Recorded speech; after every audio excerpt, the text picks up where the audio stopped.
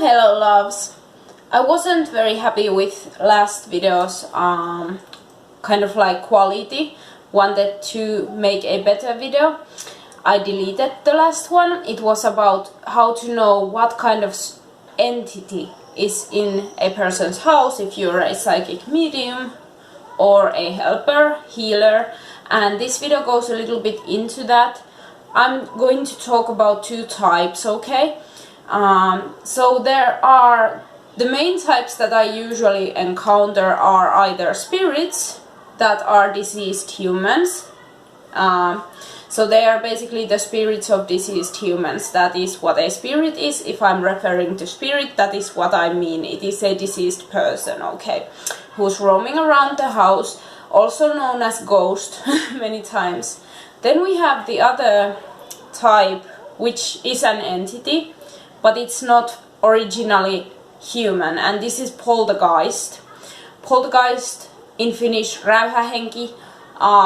It is the type of entity that throws tantrums and can wreak a havoc in the house, and usually when people are like witches or shamans or anyone of those sorts are asked to do a cleanse in a house, it is usually either a spirit, a deceased spirit that is wreaking havoc, or it is a poltergeist.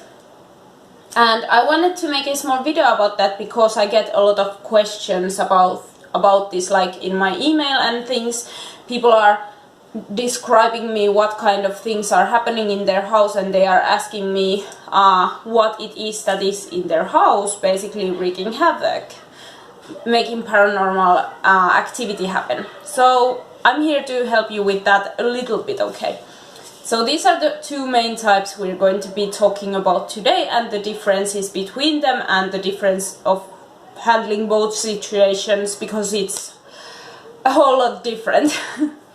So usually a deceased person, the spirit, is someone who lived there or who had died there, or who finds the place or something in it, a item, person or something where they have formed an attachment. An attachment means that the spirit goes where this person goes, or is stuck to this house or some item. For example, this one had, I'm not showing you a middle finger, I'm sorry, but this is my spirit ring. It had an attachment, a ghost attached to it, which I helped to cross over so I could have this ring. There's a whole story about this ring in my stories, but anyway, paranormal story times.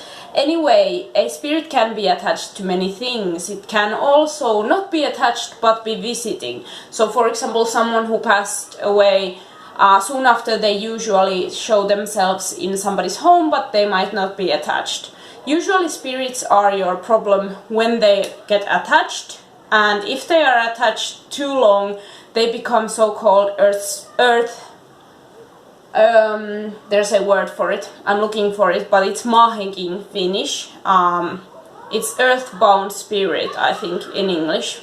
Correct me if I'm wrong, but these are spirits that have been here so long that they long to live again, or they go slowly insane, or they are harboring anger because of something that they haven't finished. They have unfinished business, and that's when we can run into issues. Also, another thing is if the spirit thinks that the house is its house and people have moved there, and the spirit usually doesn't understand that, or they see the house as their own house, that's when you can also have issues. So people like me are usually called upon plays like that to get rid of the spirit. And a spirit you can get rid of by doing a house cleanse, and it's a one-time thing, or destroying the object or burying the object that they are haunting, basically. That's another way of doing it.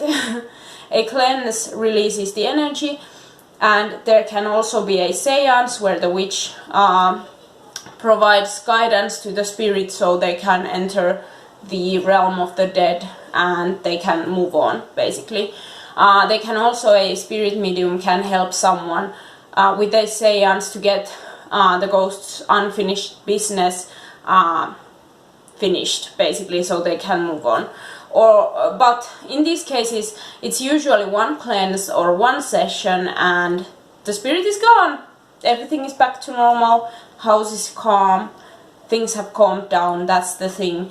But sometimes I get people asking me that there was a cleanse, it felt nice for a little while, but then the paranormal activity started again. This can be doors opening, objects moving, objects disappearing, hearing noises, footsteps, whispers, sounds, doors opening and closing, doors locking, etc, etc.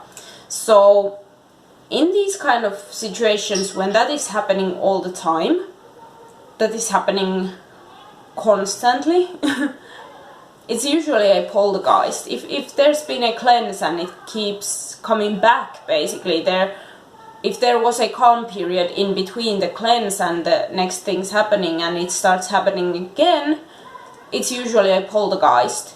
And a poltergeist is different. They are an entity, but they are not a spirit. They are not a deceased person. Poltergeist is not a soul. Poltergeist is not alive. Poltergeist is accumulated, repressed energy that is wreaking havoc in the house because there's nowhere for it to go. It is usually caused by a human. A poltergeist is typical in homes where there's alcoholism, drug abuse, where there are kids that can't, or teenagers who can't deal with emotions, or there are two adults who can't deal with emotions and who repress things a lot. If there are repressed things in somebody's life and they haven't done shadow work in any way, it's possible that they are producing a poltergeist.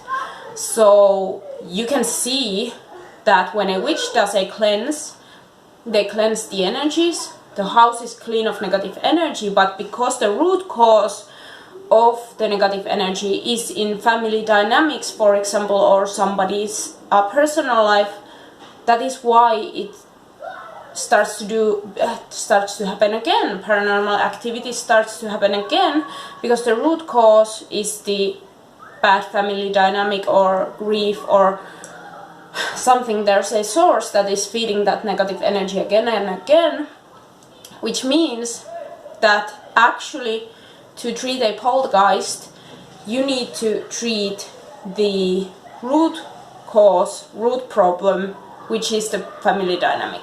This is why it's so important for a psychic medium to actually go to the place where they are.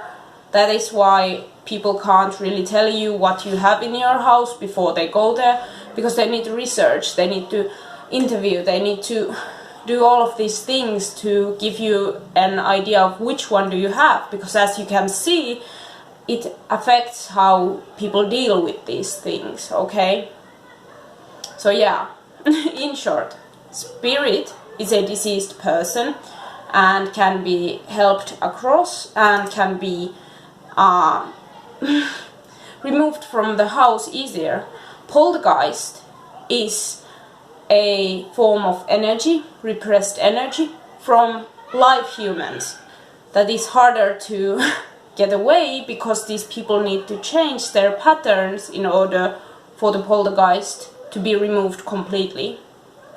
And that's all. That wraps up everything for today. I hope this was informative. And yeah.